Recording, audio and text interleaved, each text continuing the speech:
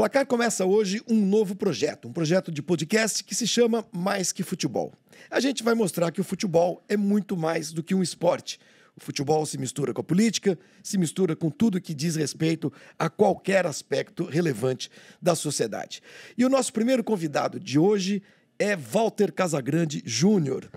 O grande Casão, porque a gente vai falar hoje sobre um período muito específico da história brasileira, da história política brasileira e também do futebol brasileiro, os anos 80. Casão, muito bom te ver aqui, tudo bem? Estou feliz de ser convidado, legal bater um papo sobre a história do futebol. É isso que você falou, o futebol se mistura com tudo, o futebol faz parte da cultura mundial, não é só a cultura brasileira, mas faz parte principalmente da política mundial.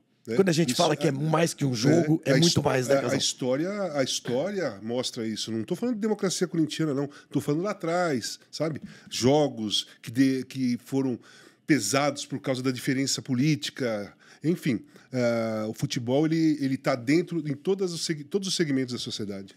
E nós vamos voltar para 84, Casão, que é um pouquinho depois, inclusive, da democracia corintiana. Eu acho que tudo isso... ali foi... A democracia existia ainda, estava ali. O Magrão foi vendido depois. Começou um pouquinho antes. Começou em 82. Começou um pouquinho antes, em 82. Em 84, a gente pode dizer até que chegou-se ao auge dessa mistura do futebol com a política no Brasil. Estamos falando do dia 16 de abril de 1984, o grande comício das diretas no Anhangabaú. Que você estava lá, que o Sócrates estava lá, tanta gente do esporte estava lá. Você tem alguma lembrança que você, de cara, assim, que te traz aquele comício? Além do fato de ser um dia depois do seu aniversário? Então, cara, ali... Foi uma das coisas mais emocionantes que eu participei coletivamente, né? Porque nós fomos pro metrô, porque não dava para ir de carro para lá, o mundo estava indo para aquele lugar. 90% das pessoas que estavam em São Paulo e quem vinha de fora, do interior, de outros estados, estavam indo para aquele lugar. Uhum. Então nós fomos de metrô, eu, o Magrão, o Vladimir, o Juninho e o Adilson Monteiro Alves. E aí, o que aconteceu ali foi a coisa mais mágica do mundo. Quem estava lotado o metrô, no meio de um monte de gente, as pessoas, Casão, Magrão, não sei o quê. Mas ninguém falava de futebol, o objetivo era outro. Estava todo mundo no mesmo lugar, sabe? O pensamento de todos era o mesmo, sabe? Ir lá, brigar pelas diretas, fazer história daquele comício, tinha mais de 1 milhão de pessoas, né? E lá em cima, por exemplo, quando a gente estava lá em cima, quando nós subimos assim e tal... Quando eu olhei lá para baixo, cara, assim para frente, foi inacreditável.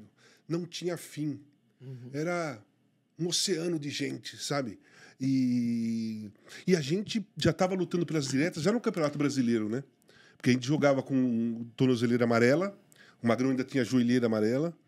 E aí, essa história é legal. Posso contar? Claro, você pode contar todas as histórias aqui. O Magrão um dia apareceu lá no treino com 2 tornozeleiras laranja, né? Magrão, que porra, tornozeleira laranja é essa? Não, por causa das diretas é amarela. Eu falei, mas direta é amarela, porque laranja? Pô, eu não consegui fazer amarela. Eu não tive. O máximo que eu cheguei perto foi isso aqui. Falei, beleza, deixa que eu resolvo. Aí eu comprei uns 3, 4 pares de tornozeleira, e que já era um tecido diferente daquela que o Magrão tinha, já era uma mais moderna, era meio furadinha assim, e eu levei em algum lugar que eu não me lembro e ela ficou amarela. Aí eu apareci lá no treino, comecei a distribuir, dei 2 pro Magrão, 2 pro Vladimir, fiquei com 2, e aí nós começamos a jogar já quase metade do time. O Ataliba também tinha, que eu dei pro Ataliba. Metade do time estava jogando já fazendo essa propaganda, né? Porque o amarelo foi a cor adotada pelas diretas, na campanha das diretas. Para os mais jovens, Casão, é bom a gente contextualizar um pouco. O Brasil vivia ainda uma ditadura militar e a emenda Dante de Oliveira seria votada uma semana depois, poucos dias depois desse grande comício. Os grandes comícios, começaram num palco do futebol, em 83, em novembro de 83, no Pacaembu. Sim. Ainda era uma coisa meio incipiente, né? A luta pelas diretas. Depois, eu acho que a coisa cresce muito, tem um comício grande em Curitiba, sim, e cresce muito no dia 25 de janeiro, aqui em São Paulo, também, de novo na Praça da Sé. Como vocês... no Corinthians, vocês, jogadores, eram poucos, não adianta a gente dizer que era todo mundo, porque esse movimento político se verificou no Corinthians, mas a gente não viu em outros clubes, a gente não viu em outros estados, em outros times e outras torcidas. Como é que aquele comício do dia 25 de janeiro aqui em São Paulo pegou em vocês? Como vocês no clube, os jogadores, o elenco, encararam aquilo que aparentemente foi o grande gatilho para que o Brasil se envolvesse nessa campanha das diretas? Então, a gente estava lutando pela democracia desde 82, né? E só no Corinthians, hein? Só no Corinthians. O Corinthians cresceu, foi uma coincidência de surgir um grupo de pessoas trabalhando no mesmo lugar, que tinham as mesmas ideias e um estilo igual de querer viver. Com liberdade, sabe? Eu era muito jovem, eu tinha 18 anos, a maioria dos jogadores já tinham 27, 28, então eu era o garoto dessa história, então eu era o mais rebelde, aquele que sentia mais a vontade de viver livre mesmo, sabe, de querer viver. A ânsia da nossa geração. Exatamente. Né? Nós temos a mesma idade. É claro que veio na sequência do atentado do 1º de maio de 81. No Rio Centro. No Rio Centro. Ali, quando aconteceu aquilo lá, foi um tiro no pé, que era uma armadilha para falar que o pessoal contra a ditadura que estava tentando soltar a bomba ali, na realidade foram os militares, até um morreu ali. Dali em diante, a ditadura ela deu uma balançada, ela ficou meio que enfraquecida, ficou nítido a tentativa de sabotagem. Sim. Né? E aí, de endurecer o regime. Exatamente, de tentar mostrar para a sociedade uma coisa que não era real, que aquela bomba, quem tinha colocado era aqueles que eram contra a ditadura, e na realidade eram eles mesmos.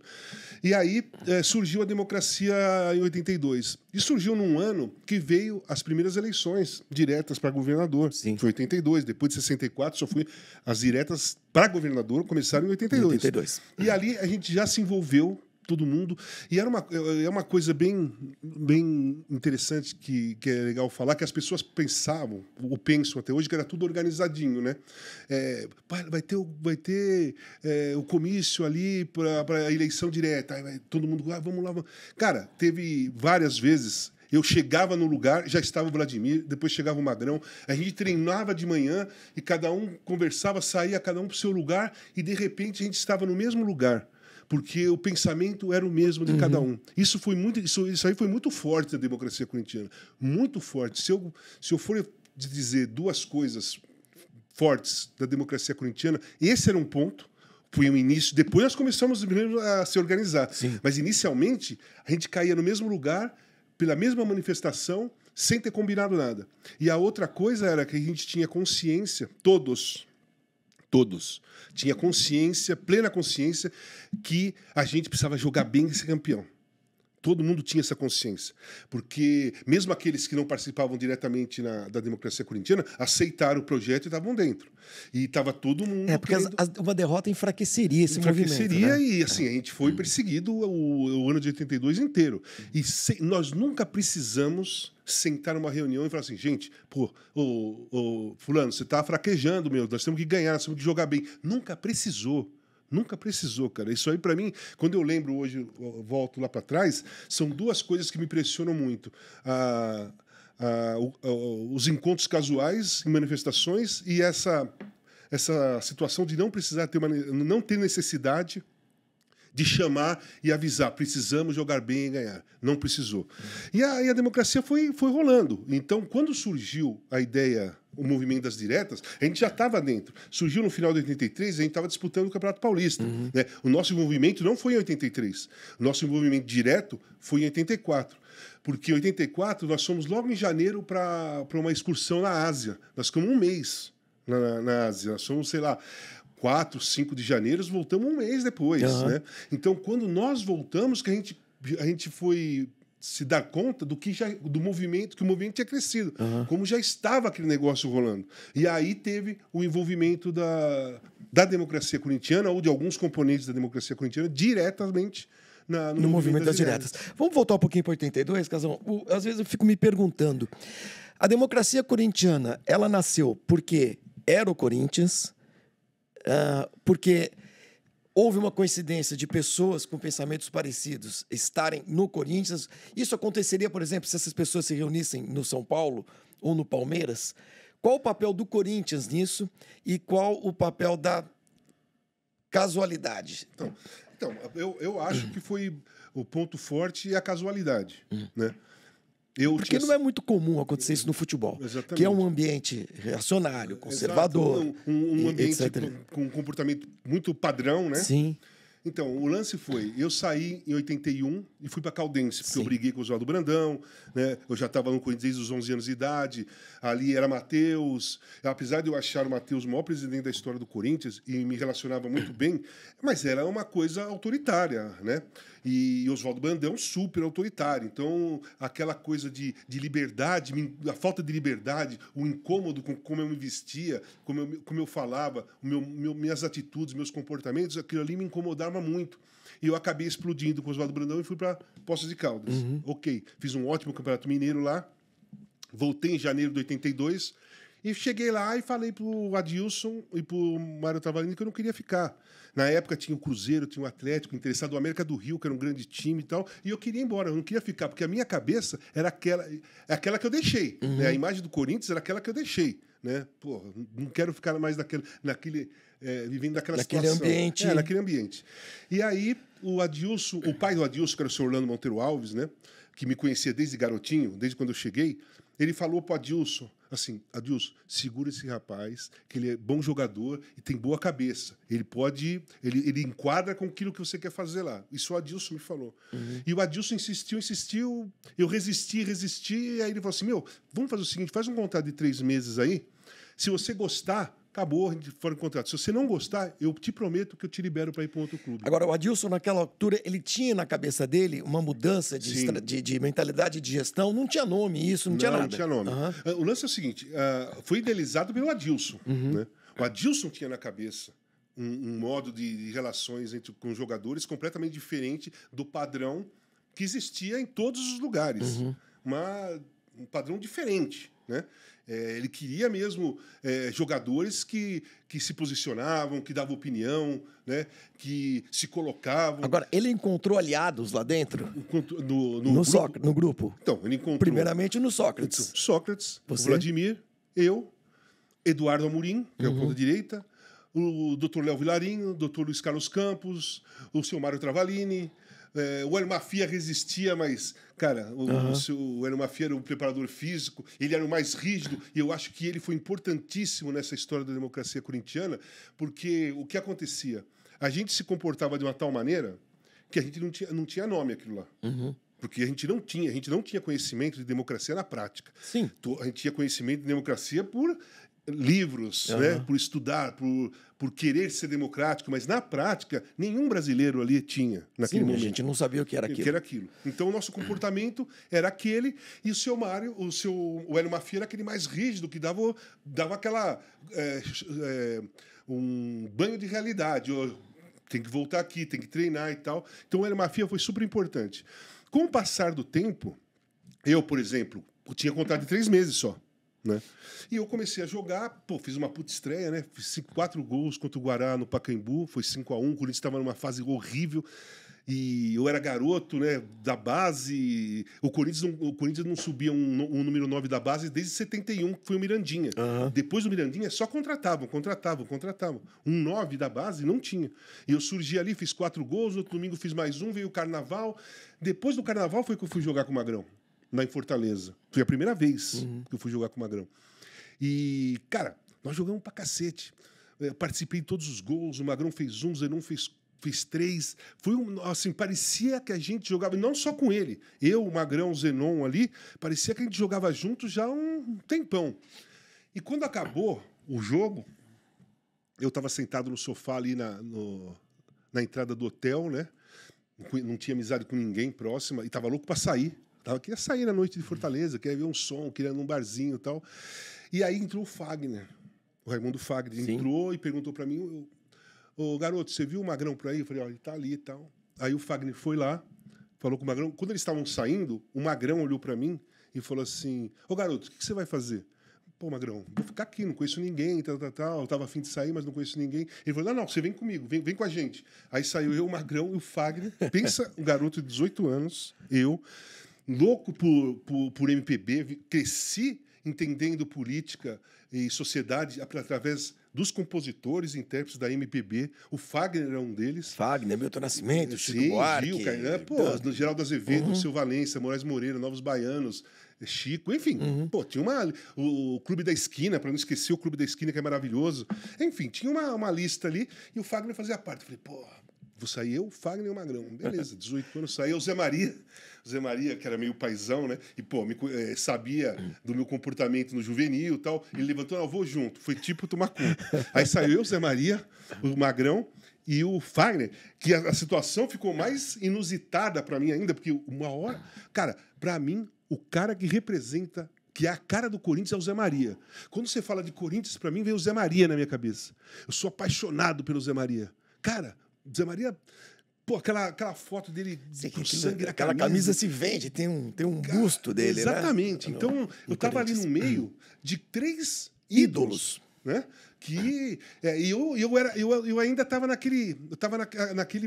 na transição, sabe? Eu sou jogador de futebol, beleza, mas eu tenho 18 anos, sabe? Eu quero me divertir, quero jogar, eu sou fã desses caras. Foi meio confuso. Eu saí ali. Nós ficamos conversando a noite toda. E dali em diante... Foram onde? Num barzinho? Foram num bar. O Fagner tocou? Tocou lá, deu uma canja lá no bar. Ficou eu e o Magrão tomando cerveja. Eu não bebia nem cerveja na época. Eu tomava refrigerante e tal. E aí, nós ficamos batendo papo e... Meu, dali em diante só foi crescendo essa amizade, essa aproximação.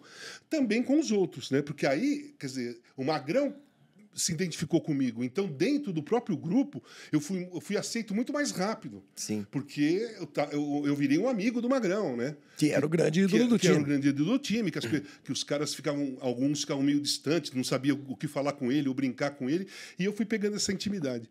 Quando passou 3 meses, eu falei, Adilson, vou ficar. Aí fizemos um contrato. E aí... quando surgiu o nome, que foi o Washington Oliveto, junto com o Juca, com o Adilson, num debate na PUC, que surgiu... pô, então vocês são uma democracia do Corinthians. Aí o Washington Oliveto falou, democracia corintiana. Quando surgiu esse rótulo, democracia corintiana, e levou para a gente no vestiário, e a camisa de teste, né, para mostrar o que eles estavam a fim de fazer, cara, aí caiu a ficha de todo mundo. Principalmente da gente do grupo ali que se comportava igualmente. Eu falo, caramba, a gente é democrático. A gente está fazendo alguma coisa. A gente está fazendo democracia aqui nesse lugar. E aí que o negócio foi pegando o corpo e demorou, cara. As pessoas falam assim, pô, democracia corintiana desde 80. Cara, esse rótulo só foi aparecer em agosto ou setembro. Foi a reta final lá do primeiro turno e do segundo turno do Paulista que a camisa começou a ter escrita Democracia Corintiana atrás. Isso. Aqui atrás. Isso. Foi só de agosto para frente. Então não é desde o início. Ô, Casa, teve resistência interna e externa? Pô, a interna sempre teve os conselheiros mais conservadores, que o Corinthians é um clube conservador. O Corinthians sempre foi um clube conservador. E o Corinthians nunca foi um clube liberal, né, ou progressista. O Corinthians foi é um clube conservador, sempre foi. Quem comanda o clube, na maioria do tempo, se você for pegar a história... Isso é um pouco do futebol em geral, né? É conservador. Ok. Então teve uma resistência dos conservadores ali, dentro, mas fora foi o maior problema, né?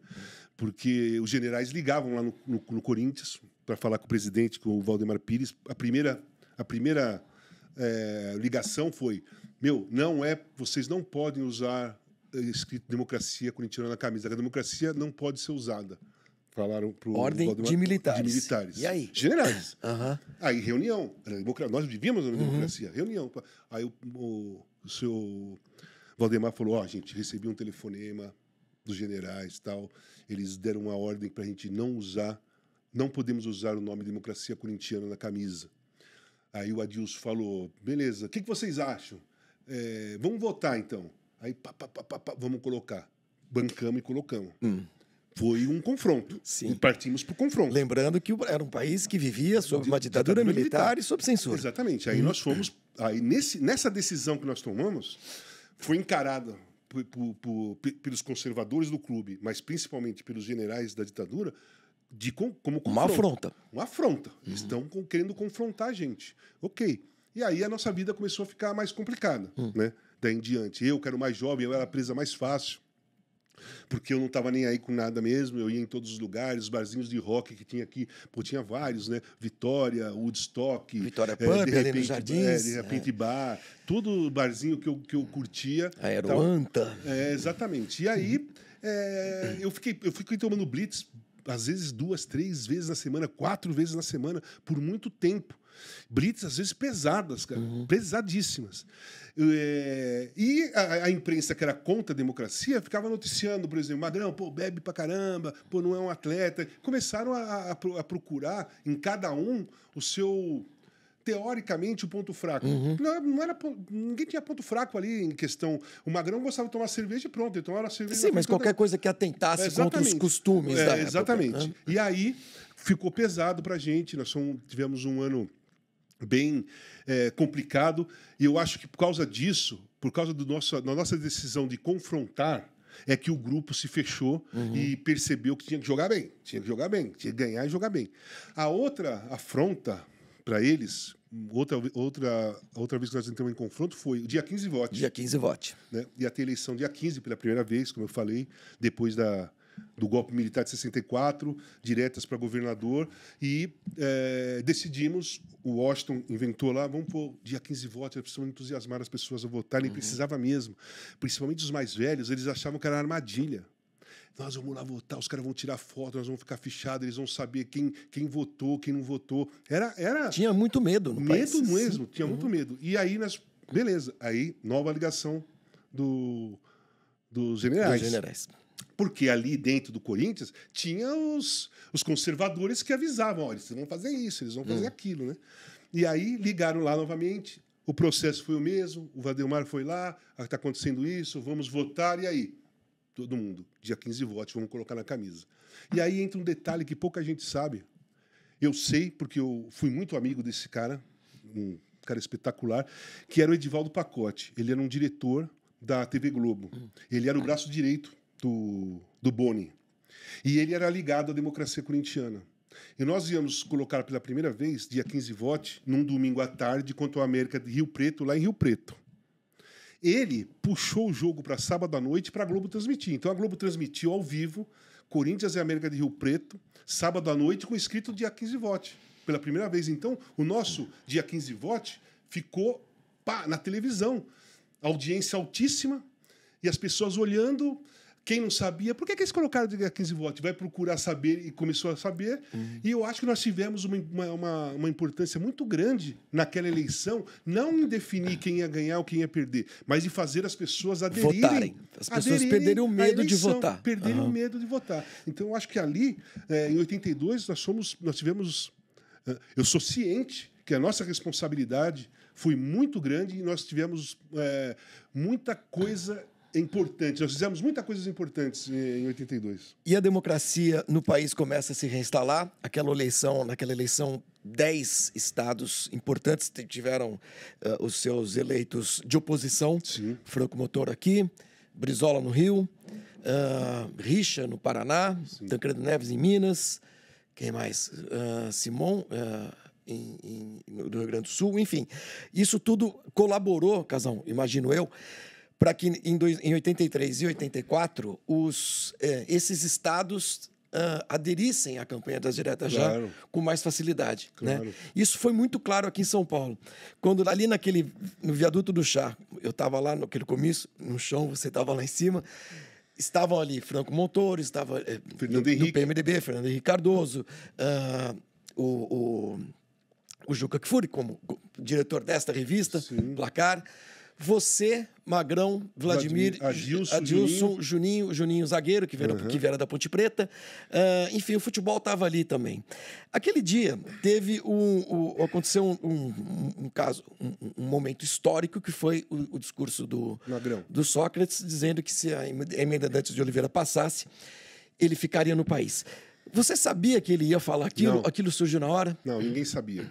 Ninguém sabia. O Magrão ele não era um ator. O Magrão ele não tinha roteiro. O Magrão era um cara paixão, sabe? Eu me identifico muito com ele, né, nesse sentido.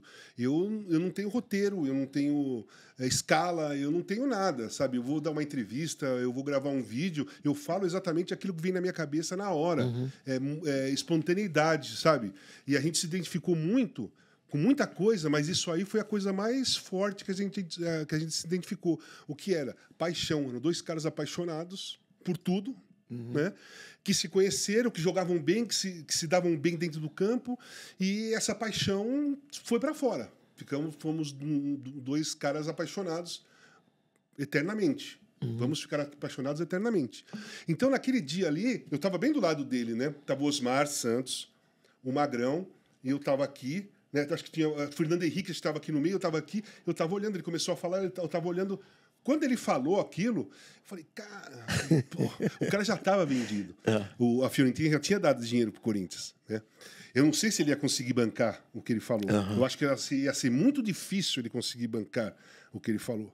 Porque é um contrato. Claro, já tinha uma negociação feita. Já tinha sido feita e tal. Mas aquilo, eu acho que passou na cabeça dele um impacto que ia ter. Sim. O Magrão, ele tinha consciência, talvez aquele que tivesse mais consciência das consequências ou dos acontecimentos pós uma atitude, uma fala, uma manifestação. Acho que o Magrão tinha essa visão mais longe, assim, mais responsável.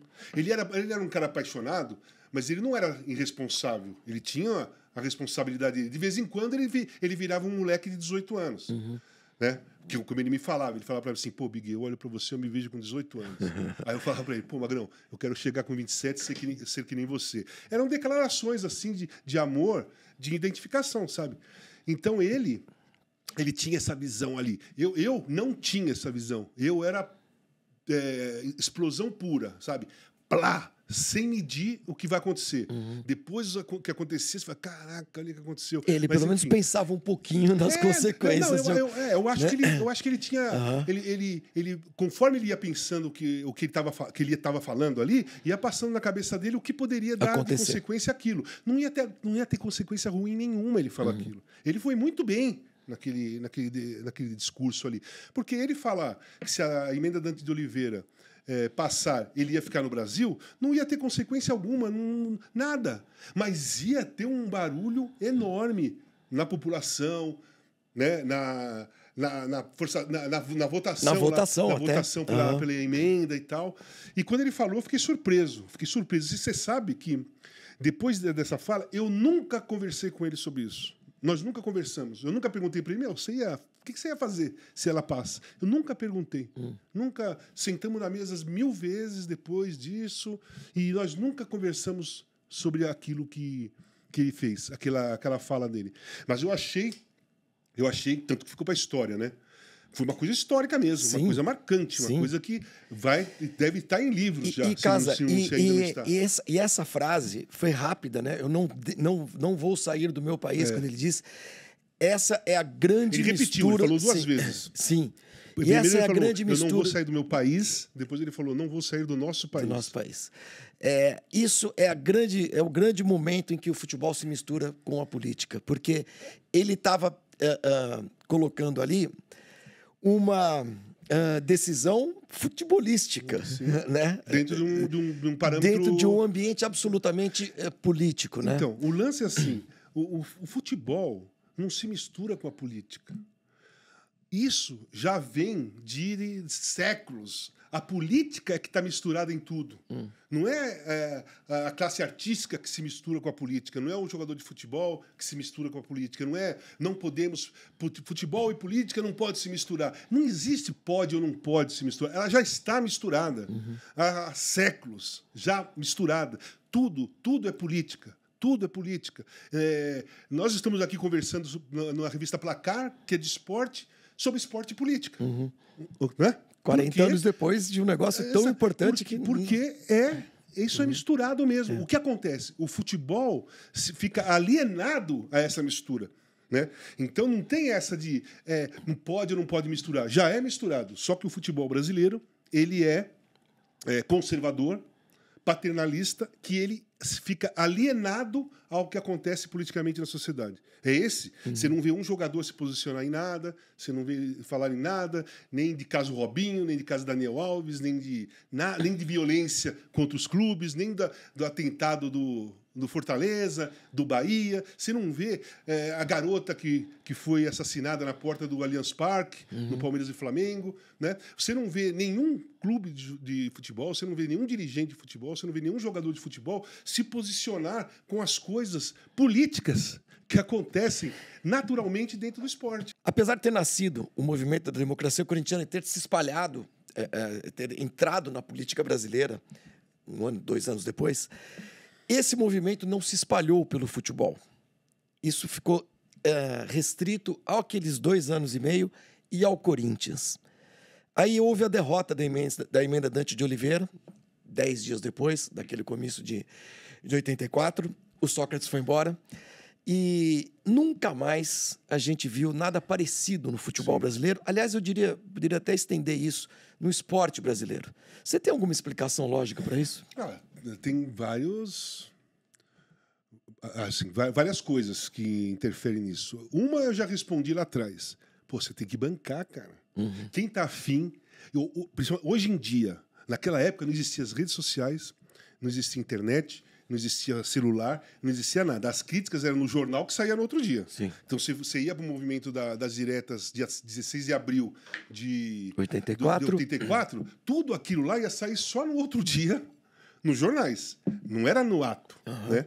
Então, nós tivemos essa vantagem. Mas como lá, naquela época, não existia isso, a gente estava habituado com aquilo. Então, para nós, a gente tinha consciência que no outro dia muita gente ia bater, muita gente ia apoiar, a gente ia ficar sendo perseguido mais ainda. Então, você tinha que bancar, cara. Você tinha que bancar, né? Esse é um ponto. Os jogadores tinham que bancar. Pô, eu tô afim de colocar minha cara a tapa por uma democracia, por lutar por democracia, que eu não sei nem se a gente vai conseguir. E se eu fizer isso, será que eu vou ter... Se algum time vai querer me contratar na frente? Será que esse time não vai me rescindir o contrato porque eu sou democrático, num país de ditadura? Será que os outros times vão querer... Será que eu tenho espaço? O medo continuava presente esse é um ali. ponto. Esse é um ponto. O outro ponto que é muito importante, você tem que ter um dirigente que topa, né?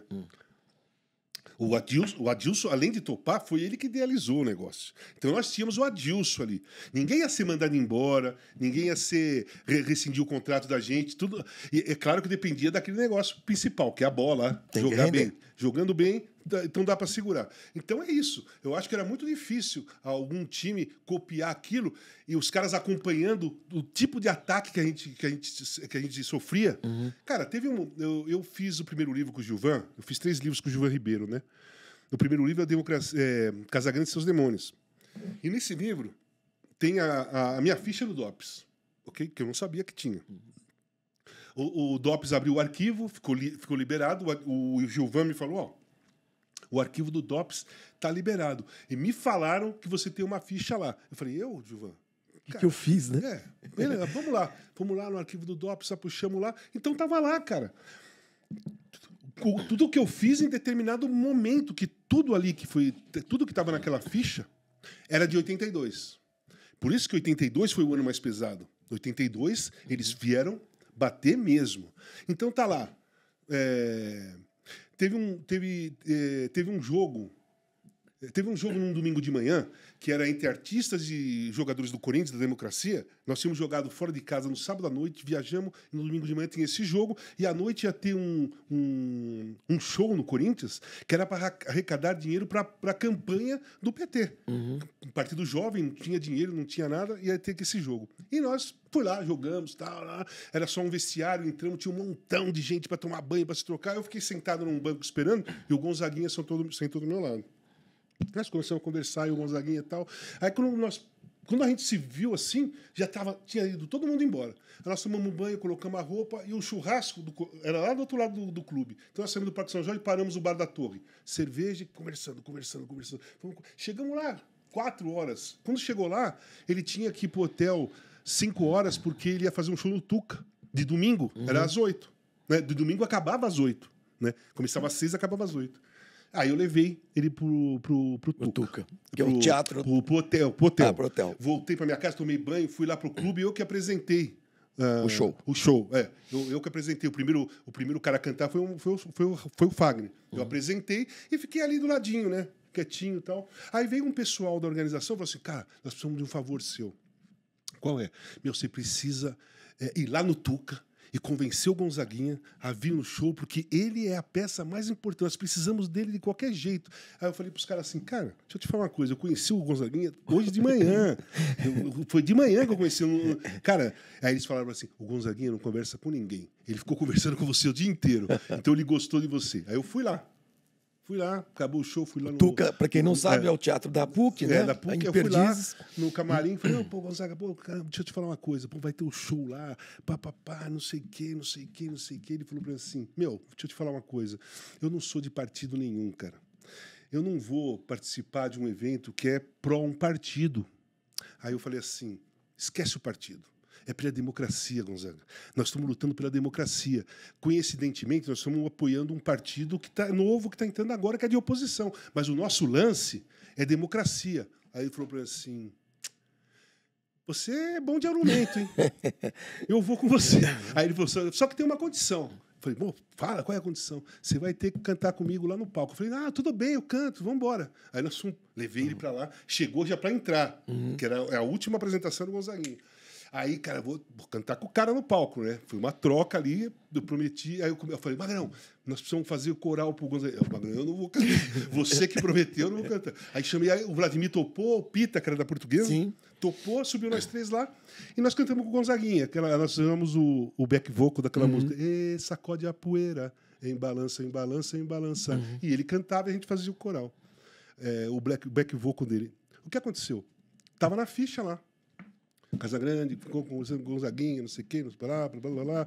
O Casagrande estava com o Magrão e o Vladimir em tal lugar, não sei o quê. O Casagrande, não sei o quê. E tinha duas coisas ali. Tinha uma coisa que me impressionou muito nessa ficha, que eu não tinha, eu só fui ter noção quando eu vi a ficha. É claro que eu sabia o que eu estava representando naquele momento. Eu era um jovem de 18 anos. Lutando pela democracia, jogando no Corinthians, gostando de rock. Então, muitos adolescentes daquela época se identificavam comigo, porque eu era igual a eles. Cara, os caras eram universitários, ou estavam trabalhando, eu estava jogando, era meu trabalho. Mas a idade, a visão, a rebeldia, sabe, o gosto musical era muito parecido naquela época. Então, a juventude se identificava muito comigo. E estava escrito lá. O Casagrande não é só perigoso porque ele está participando da democracia corintiana, não, porque ele está sendo uma referência para a juventude. Eu falei, caraca, bicho. Então você vê que a gente não tinha noção do que estava acontecendo de real. Nem eles. Tem a ficha do Magrão lá, tem a ficha do Vladimir, tem a ficha dos caras lá. Então, para você, a pergunta que você falou, por que os caras nenhum clube bancou, tem isso aqui, cara. Você ia ter que bancar isso. Não é bancar. Vamos fazer a democracia de tal time. Beleza. Não, mas você não vai sair ileso disso. Não vai sair ileso. Você vai ser perseguido. Você vai ser fichado. Você vai ser fichado. Você vai ser pressionado. Você pode ter represálias fortes do próprio clube. Né? Então... você não sabe nem se a democracia vai vingar. Se a democracia vai vingar. Enfim.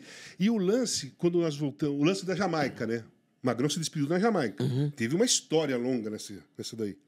Quando nós fomos para a Jamaica, nós jogamos primeiro em Juazeiro do Norte. Foi a primeira despedida do Magrão. Corinthians e Vasco. Nós ganhamos lá em Juazeiro. E voltamos, e o treinador foi o Hélio Mafia, porque o Jorge Vieira estava com pedra no rim. Aí voltamos, foi um domingo. Na terça-feira acabou o treino, um jornalista, um repórter muito ligeiro, um grande repórter, para ele ter esse raciocínio, e por me conhecer bem, ele falou para mim, Casão, quem é o treinador do Corinthians para você? Aí eu falei, pronto, para mim é o Hélio Mafia. Mas era o Jorge Vieira. Eu falei o Hélio Mafia, porque o Hélio Mafia treinou o último jogo.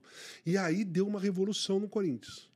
O Magrão já tinha sido vendido, a viagem era na sexta, eles me ligaram e falaram assim, o Jorge Vieira te cortou da viagem, você não vai para Jamaica, o administrador. Eu falei, beleza, tudo bem, tranquilo.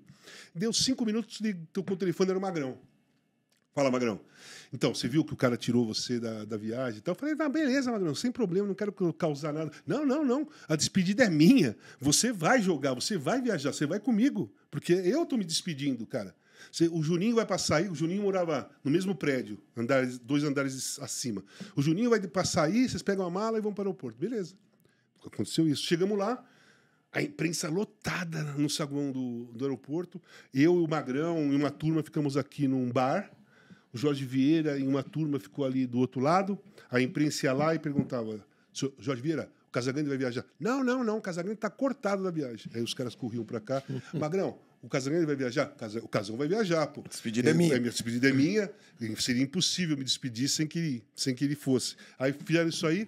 Aí é o que aconteceu. Apareceu, naquela época, Congonhas não tinha Cumbica, não tinha aeroporto internacional. Você tinha que sair de São Paulo e ir para o Galeão para ir para fora. E aí tinha um letreiro assim que passava os voos, né? Próximo voo, blá, blá, blá, não sei o que. Aí apareceu o letreiro assim: Sócrates e Casagrande, boa viagem. Sócrates e Casagrande, boa viagem. E aí o seu Jorge ficou... né, pistola. Foi embora. E eu fui. Quando eu voltei... Bom, o Magrão despediu e já foi para a Fiorentina. Quando eu voltei, eles me suspenderam o contrato, cortaram meu salário e me proibiram de entrar no clube. Corinthians. Sim, só por eu ter falado que o treinador era o... Ali, nós percebemos que era o primeiro golpe contra a democracia corintiana, porque sem o Magrão lá, já tinha enfraquecido bastante. E eles achavam que sem eu lá, ia enfraquecer mais ainda. E quando eu fui para São Paulo. Acabei indo para São Paulo. E quando eu cheguei no São Paulo, só para você ter uma noção de que os outros clubes faziam ou não faziam, quando eu cheguei no São Paulo, primeiro treino, eu entrei no campo, assim, tava todos os jogadores sentados lá. Eu fui falar com o Cilinho, né? O Cilinho falou para mim: ô, Casão, beleza, isso aqui, tô pensando por você assim, beleza, legal, tal. Eu joguei de 8, o Careca era o 9, né? Eu ia fazer o que o Magrão fazia para mim no Corinthians, eu ia fazer pro Careca no São Paulo. Beleza? Agora faz o seguinte, senta lá naquela roda, explica pros caras o que é democracia. É isso mesmo? Ele falou, Aí eu sentei lá, fiquei batendo papo com os caras, começamos a contar a história. Eu falei, gente, o cara pediu para eu explicar para vocês o que é democracia, mas eu não vim aqui para fazer revolução nenhuma, cara. Como se você fosse um cara de 35 anos de idade, você tinha 22. Tinha 21, né? 21. Eu falei, não vou, e pronto, fiz amizade e fui bem no São Paulo. Mas a ideia deles foi essa, entendeu? Por isso que os outros clubes não fazem. Ninguém ia fazer mesmo. Porque foi uma coincidência cair 3, 4 jogadores, 5 jogadores e mais um diretor ali num clube, que era o Corinthians, que estavam afim mesmo de pôr a cara para bater e segurar a onda. Porque essa onda para segurar é difícil, cara. Eu fui perseguido pra cacete. Eu era jovem, não podia sair na rua, que eu tomava blitz. Tomei tapa na cara, tomei soco no estômago, né? E jogando no Corinthians. Imagina. Jogando no Corinthians. Imagina jogadores de outros times. Então, agora, Casão, os jogadores de outros times, quando vocês, no auge da democracia, enfrentavam esses outros times, alguém encostava em vocês para perguntar, escuta, o que é isso? O que está rolando lá? É legal lá? Tinha, bastante. Eu conversava bastante com os caras. Porque o estranhamento deveria ser gigante. Principalmente zagueiros, né? Na hora do escanteio. Tinha aqueles que provocavam, né? Você tá marcando o cara, você, aqui no campo não tem democracia nenhuma, vou dar no seu meio, não sei o quê. E tinha aqueles que falavam, o que rola lá? E aí, durante o jogo, você conversava com os caras, batia papo. À noite eu me encontrava com todo mundo, tinha um bar de samba lá no Ibirapuera, Moema, né? Chamava Vila. Todos os jogadores de todos os times se encontravam lá. Eles iam para lá à noite. E eu fui a primeira vez porque eu era fã dos caras. Eu queria estar lá, eu queria estar perto do Serginho, do Enéas, Luiz Pereira, tal. E eu chegava lá, depois eu comecei a fazer amizade com os caras. A gente estava ali, então a gente se conhecia na noite. O lance é o seguinte, que as pessoas têm que entender. Eu, Magrão, Vladimir, Adilson, o Eduardo e as outras, Juninho, a gente não vivia democracia 24 horas por dia. A gente não vivia democracia 24 horas por dia. A gente se comportava como democráticos 24 horas por dia. Mas a gente não saía pela rua o dia inteiro fazendo campanha. Levantando bandeira. Não, levantando bandeira. Eu estava lá no bar, eu não queria saber de nada. Estava ouvindo meu rock and roll e vamos embora. Meu comportamento é esse e tal. E uma coisa que ficou muito marcada para mim nesse ponto de relação com os jogadores, sobre democracia, eu rompi o ligamento, eu rompi o menisco num sábado contra o Botafogo de Ribeirão Preto, lá em Ribeirão Preto. E eu tinha que operar, mas o menisco ainda não tinha rompido totalmente. Meu joelho travava. Em determinado momento do jogo, meu joelho travava. O Léo Viralinho, que era o médico, entrava lá, plá, e soltava e eu continuava jogando. Então eu joguei na quarta contra a Ponte Preta, foi 3-2 no Canindé, eu fiz o terceiro gol. E no domingo era Corinthians e Palmeiras, despedida do Zé Maria. Na volta olímpica eu já senti meu joelho já não estava legal, não estava que nem quarta, já tinha piorado. E aí, Corinthians e Palmeiras, o Wagner Bacharel estava me marcando, saudoso Wagner, joguei contra ele no Cruzeiro também, eu era da Caldense, ele era do Cruzeiro. Grande jogador, ótimo zagueiro. Eu falei para ele assim, Wagner, deixa eu te falar uma coisa, eu rompi o meu menisco, tá doendo pra cacete, eu vou operar, será amanhã, daqui 2 dias. Então, cara, ele falou pra mim, não, Casão, beleza. Faz o seguinte, eu deixo você dominar e você toca. Se você dominar e vier pra cima de mim, eu vou chegar. Agora, se você dominar e tocar, eu nem encosto você, só faço sombra, beleza. E foi assim, virou o jogo, eu saí, no outro dia eu operei. Então você vê que essa conversa que eu tive com o Wagner, ela só aconteceu e só foi ouvida e ele entendeu por causa da democracia corintiana, cara. Qual a chance de você estar jogando um clássico desse, Corinthians e Palmeiras, um derby, e do nada o centroavante falar para o zagueiro assim, tô machucado. Pega leve. Cara, sem chance.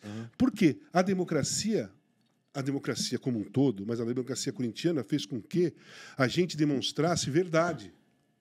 A gente demonstrasse confiança para todos os outros. Então, os jogadores adversários, o nosso time não era um time de fazer falta, não era um time de briga, não era um time de nada. Então, os jogadores adversários acreditavam, por exemplo, o Wagner acreditou naquilo que eu estava falando porque eu conquistei a condição de verdade. Essa sementinha, ela vingou em alguns, Sim, aqui e ali. Vingou. Talvez não coletivamente no futebol brasileiro. Não, assim... aí os caras falam assim, qual legado deixou a democracia corintiana? Cara, não deixou ligado nenhum, porque nós estamos em 2024 e você está conversando comigo sobre a democracia corintiana. Se tivesse deixado algum legado, a gente estava conversando aqui sobre a democracia palmeirense, a democracia flamenguista. Ela não se replicou, Não se replicou, então ficou restrito aquilo lá. Qual é o legado? O legado ficou para a história. Não para o futebol brasileiro, ficou para o futebol mundial. Porque eu já participei de diversos documentários espalhados pelo mundo afora sobre democracia corintiana, várias entrevistas para TV, jornais, livros, né, pelo mundo afora. E todo time que eu cheguei no Porto para jogar, não passava da terceira pergunta, o que era a democracia corintiana? No Ascoli, no Torino, principalmente no Torino, que o Torino era um partido, era um clube naquela época ligado ao Partido Socialista da Itália. Então eu cheguei, mesma coisa, e hoje é a mesma coisa. Esse podcast que nós estamos fazendo é específico sobre esse assunto. Mas quando eu sou convidado sobre outro tema qualquer, não passa da quinta pergunta. Não passa da quinta pergunta, o que era a democracia corintiana. Então você vê que os reacionários tentam desclassificar aquilo que nós fizemos, tentam distorcer a verdade, né? Usar os nossos comportamentos como quem diz, era uma bagunça, não sei o quê, e tal. Mas, na realidade, o que pesa para eles é isso, o tamanho do legado para a história que a democracia deixou. Então, eles têm ainda a necessidade, até hoje, em outro século, de ainda tentar desqualificar aqueles componentes da democracia corintiana. Eu vou fazer 61 anos, 15 de abril. Eu não tenho 18. E mesmo assim, ainda hoje, tentam desclassificar o meu comportamento. Magrão já morreu, cara. E os caras tentam desclassificar a vida do Magrão ainda hoje. Para você ver o tamanho de incômodo que nós criamos na história. Isso não vai acabar. Só que ficou, vai para frente. Eu vou cair fora da vida, Vladimir e tal, e lá na frente vai ter gente debatendo o que foi a democracia corintiana, sem mais ninguém da democracia corintiana vivo para falar. Mas vão debater, entendeu? Então, o peso da democracia corintiana no mundo é muito grande. Só para ter uma ideia, além do prêmio Sócrates, que tem lá na FIFA, dia 31 de março agora, vai inaugurar a Rua Sócrates, lá na Vila dos Atletas, na Olimpíada de Paris. A cidadezinha alguma coisa, o prefeito me ligou me convidando, o Raí, o Gustavo, filho do Magrão, vai ter. Então, você vê por que a rua da Vila Olímpica dos Atletas vai se chamar a Rua Sócrates. Sócrates não ganhou a Copa do Mundo, Sócrates não foi um dos maiores jogadores da história. Não foi bem na Fiorentina. Exatamente. Não foi bem na Fiorentina. Por causa do legado, por causa da história. A história. O Magrão, ele é ligado. Todo mundo sabe que ele foi um gênio do futebol, porque em 82 todo mundo viu. Mas o Magrão é respeitado esticando a história dele, né? Sim. Ela não para que o Magrão foi um puta jogador. Ela não para no jogo dele. Aí ele se despediu do futebol, ela não parou. Aí tem Magrão da democracia corintiana, pô, o Magrão participou lá das diretas e falou que se a emenda não passasse ele ia embora. Lá. Não tem ali rua qualquer outro. Vai ser rua Sócrates. Então, esse legado é muito forte. E o Magrão, ele é o grande representante desse legado. Porque se espalhou pelo mundo, né? Todo mundo sabe mesmo quem é o Casagrande, quem é o Vladimir. Eles conhecem mais a mim porque eu joguei lá fora e todo mundo conhece. Mas o Vladimir, o Adilson e tal. Mas o cara, o Magrão é Magrão. Quando se fala de Magrão, aí vem a lista. Pô, Magrão, Sócrates, Casagrande. Aí Vladimir, aí não sei quem. Então, cara, a democracia corintiana é isso. Foi uma bomba atômica, política social, que caiu no Brasil em 82 e a radiação democrática se espalhou até hoje, a radiação de fundo. Porque, apesar de tudo, no ano seguinte, meses depois do comício e tudo, não passou a emenda Dante de Oliveira. Sim. A gente só foi votar em 1989, 5 anos depois. Quando a emenda não passou, aconteceu tudo aquilo em Brasília, General Newton Cruz, foi um horror, né? Vocês se sentiram derrotados ali, naquele momento? Cara, eu me lembro de uma entrevista minha, eu acho que é para o Globo Esporte ou para a TV Cultura, logo depois disso aí, logo depois que ganhou o Tancredo Neves. Em 85. 85. Logo depois que ganhou o Tancredo Neves. E me perguntaram, Casão, você está feliz que o Tancredo Neves venceu tal eleição? Eu falei, não estou feliz, porque eu estava lutando para votar. Não era para o Tancredo Neves, eu queria votar no Tancredo Neves. Eu ia votar no Tancredo Neves se ele fosse candidato, mas eu queria votar nele. Eu não estou feliz porque ele entrou lá agora. Que não fui eu que votei. Não fui eu que votei, eu não votei. Então, o meu pensamento era aquele. Eu não sei o pensamento dos outros. Eu nunca entrei... Sempre que eu entro para uma batalha para defender ou para lutar pela democracia, eu não entro para empatar nem para perder, cara. Sabe, o empate para mim é derrota. Porque a democracia sofre uma resistência tão grande no mundo hoje que as pessoas democráticas não podem ir para o jogo ficar contente com o empate. Nós temos que vencer. E aquela época, principalmente aquele momento, nós tínhamos que vencer. Né? Ok, foi o Tancredo Neves. Cara, o Tancredo morreu pouco tempo depois. E aí entrou Sarney. Foi Sarney. Entrou o Tancredo Neves ali. Eu estava na seleção brasileira, o dia que ele morreu. Nós jogamos Brasil e Colômbia. Na quarta noite, ele tinha falecido na quarta de manhã. Jogamos com luto e tal. Mas e aí? Quer dizer, nós lutamos pelas diretas, não vencemos. Aí vem, o nosso candidato ganhou. Mas o nosso candidato morreu pouco tempo depois. É uma história morreu sem tomar posse. Bem nebulosa. Uma história bem sinistra, né? Enfim. E aí, o legado a gente vê hoje, 40 anos depois. Quer dizer, não houve uma vitória imediata, mas a gente vê hoje, sim, 40 anos depois, por tudo aquilo que você está falando. Então, né? Exatamente. Vamos lá. Então, nós estamos em 2024, século XXI, e o que é que aconteceu em 2022? Uma luta entre a democracia, de novo, contra o conservadorismo. A luta para se votar e valer o voto. Né? A luta para se desclassificar o voto das pessoas. Então, cara, 40 anos atrás, nós lutamos para votar. E há um ano e pouco atrás, nós lutamos para valer o voto.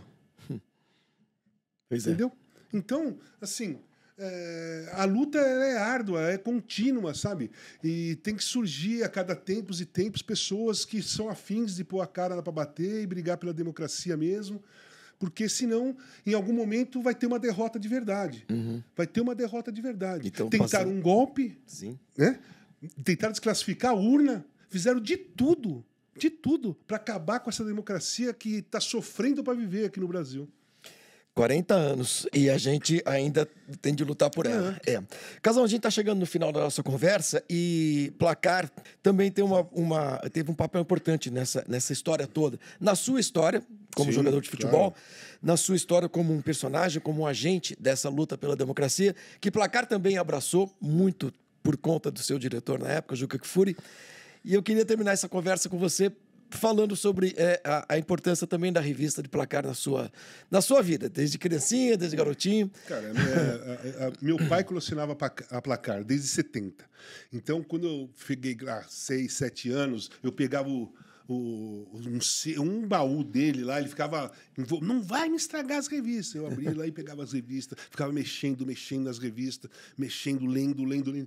Muito conhecimento que eu tenho do passado no futebol e do presente daquele momento, que eu era garoto, eu tenho através da revista Placar.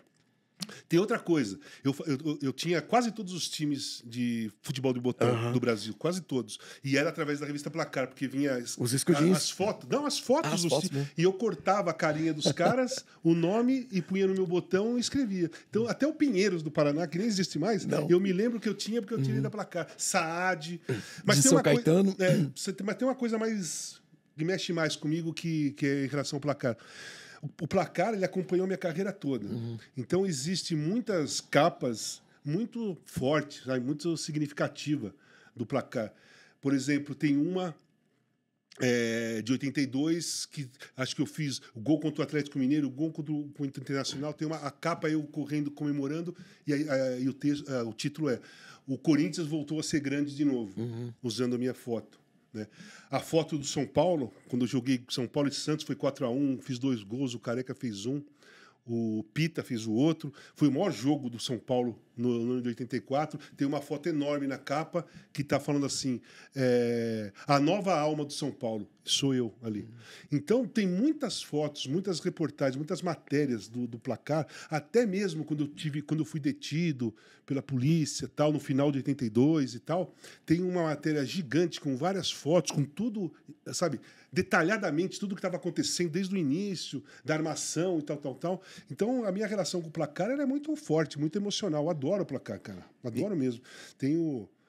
sempre que pediam para fazer foto, eu fazia.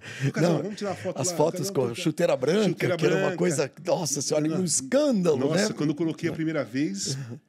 Quase caiu o mundo, né?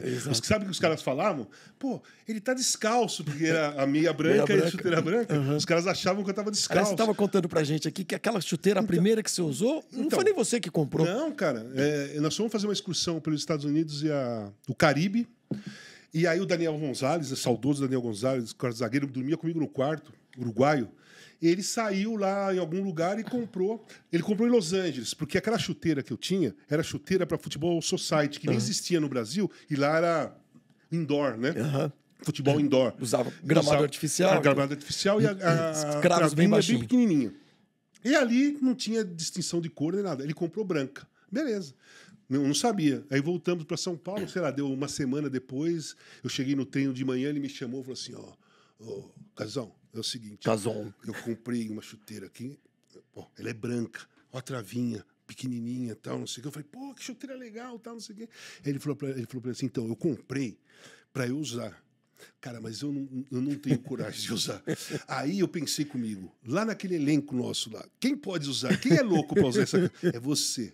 Então, só você vai usar. Falei, pô, dá para mim que eu vou usar mesmo. E era o teu número. E era o meu número. Eu usei. Escolhi os jogos, porque eu sabia... Primeiro que era uma coisa inédita. Nunca ninguém tinha jogado uma chuteira de outra cor aqui no Brasil. Só se usava chuteira preta. Segundo, a superstição do futebol. Se eu entro com a chuteira branca e perde o jogo, eu não ia poder nunca mais jogar aquela chuteira. Né? Pô, e eu me culpar. Pô, a chuteira deu azar e tal. Porque o futebol é assim. Sim. Então, como o nosso time estava jogando muito bem, eu comecei a escolher os jogos. Aqueles que eu achava que nós íamos ganhar. Jogando em casa, contra um time do interior e tal. Eu fui colocando e você sabe que a chuteira branca nunca perdeu. Pronto. Em 82 ela nunca perdeu. Casão, foi uma delícia conversar com você. Te agradeço demais. A democracia agradece você, agradece o Magrão, agradece toda aquela turma. E vamos continuar lutando por ela. Claro, sempre. Não pode. É incansável a luta. Porque o futebol é muito mais do que só futebol. Muito mais. Obrigado, Casa. Valeu. Eu que agradeço. Terminamos o primeiro episódio do podcast Mais Que Futebol e a gente volta com outras grandes histórias, outros grandes entrevistados, sempre aqui nas nossas plataformas de Placar. Obrigado, Casão. Valeu. Valeu.